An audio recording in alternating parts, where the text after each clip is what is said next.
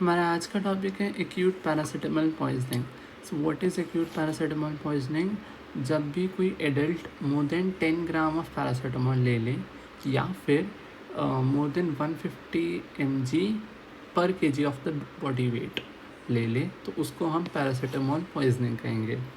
ये ज़्यादा कॉमन होती है चिल्ड्रन में। क्यों? क्योंकि चिल्ड्रन के पास हेपाटिक ग्लूकुरोनाइड कॉन्जुगेशन एबिलिटी कम है, जो कि एक इंटरमीडिएट स्टेप है इन पैरासीटामोल मेटाबॉलिज्म।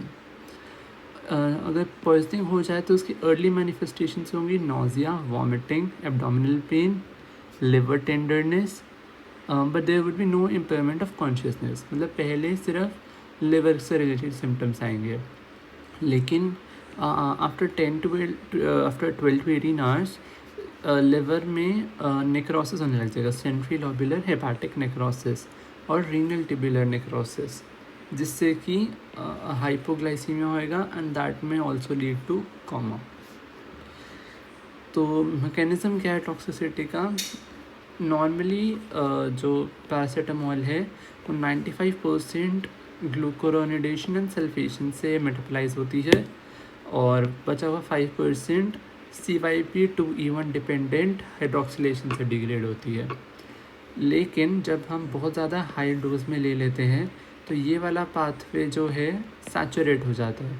इस पाथवे में नॉर्मली वाटर सॉल्युबल मेटाबोलाइट बनते हैं जो कि यूरिन में एक्सक्रीट हो जाते हैं, मतलब कुछ भी हार्मफुल नहीं है।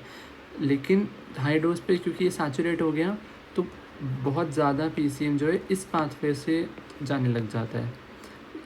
और इसमें जो है CYP2 डिपेंडेंट हाइड्रोक्सिलेशन में NAPQI बनता है, जो कि बॉडी के लिए हार्मफुल है। अब एक चीज़ समझने वाली ये है कि नॉर्मली जो NAPQI है वो लिवर में ग्लूटाथायोन या GSH होता है, जो कि NAPQI को डिग्रेड कर देता है। लेकिन यहाँ पे पैरासीटामोल पॉइजनिंग में GSH डिप्लीट हो जाता है, जिससे कि NAPQI के लेवल्स इंक्रीज़ हो जाएंगे। और जब NAPQI के लेवल्स बढ़ते हैं तो ये सेल्स के अंदर मैक्रोमोलिक्यूल से बाइंड करता है, जिससे कि एंजाइम्स काम करना बंद कर देते हैं और साथ में मेटाबॉलिक प्रॉब्लम्स होने लग जाती हैं, जैसे कि रीनल ट्यूबुलर नेक्रोसिस और हाइपोग्लाइसीमिक कोमा। अब इसका ट्रीटमेंट क्या है? ट्रीटमेंट है कि अगर या तो बिल्कुल इनिशियल स्टेज पे ले आए हो तो क्या करो, उसको मतलब अभी उसके पेट में ही है तो पेट में जितना है कि मतलब अभी एब्जॉर्ब नहीं हुआ वो सब उल्टी करके उसे निकलवा दो, या एक्टिवेटेड चारकोल दे दो जो कि सारा बाइंड कर लेगा और एब्जॉर्प्शन रोक देगा पैरासीटामोल की। और बाकी हमें जो NAPQI बन गया है ऑलरेडी उसको हटाना है, तो उसके लिए क्या है, एक होता है डायरेक्ट एक्शन, उसके लिए हम NAC देते हैं, N-एसिटाइलसिस्टीन, जिसका एक होता है डायरेक्ट एक्शन जो कि डायरेक्टली बाइंड करेगा NAPQI से और उसकी टॉक्सिसिटी कम कर देगा। दूसरा है इनडायरेक्ट एक्शन जो कि GSH के स्टोर बढ़ाएगा। GSH क्या था? NAPQI को डिग्रेड कर रहा था, तो GSH के स्टोर बढ़ेंगे तो NAPQI कम होएगा तो टॉक्सिसिटी अपने आप कम हो जाएगी।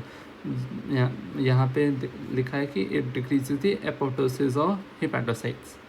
और तीसरा ये जो है ऑक्सीडेटिव स्ट्रेस और इन्फ्लेमेशन कम करेगा, जिससे कि रीनल इंजरी जो हो रही थी, रीनल ट्यूबुलर नेक्रोसिस, वो कम हो जाएगी। अब NAC या N-एसिटाइलसिस्टीन की डोज कितनी देनी है? वो होगी 150 मिलीग्राम पर kg IV in 200 ml 5% glucose solution in 15 minutes, followed by same dose given IV over next 20 hours. इसको IV इन्फ्यूजन से देना है। 200 ml 5% ग्लूकोज सोल्यूशन होगा 200 ml का, जिसमें हम N-एसिटाइलसिस्टीन देंगे IV ड्रिप से। 15 मिनट में ये हो जाना चाहिए। और स्टार्टिंग की लोडिंग डोज हो गई, उसके बाद मेंटेनेंस डोज के लिए हम सेम डोज देंगे ओवर 20 आवर्स।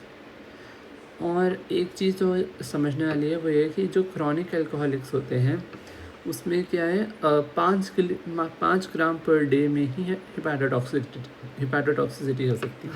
नॉर्मली हमने देखा था 10 ग्राम था, लेकिन क्रॉनिक अल्कोहलिक्स में 5 ग्राम पे ही हो जाएगा। ऐसा क्यों है? क्योंकि अल्कोहल कंज्यूम करने से CYP2E1 एंजाइम इंड्यूस हो जाता है। CYP2E1 एंजाइम क्या है? NAPQI की लेवल्स बढ़ाता है।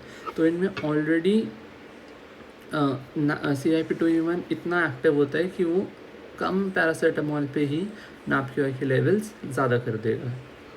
इसलिए अल्कोहलिक्स में 5 ग्राम पर डे में ही टॉक्सिसिटी हो जाती है।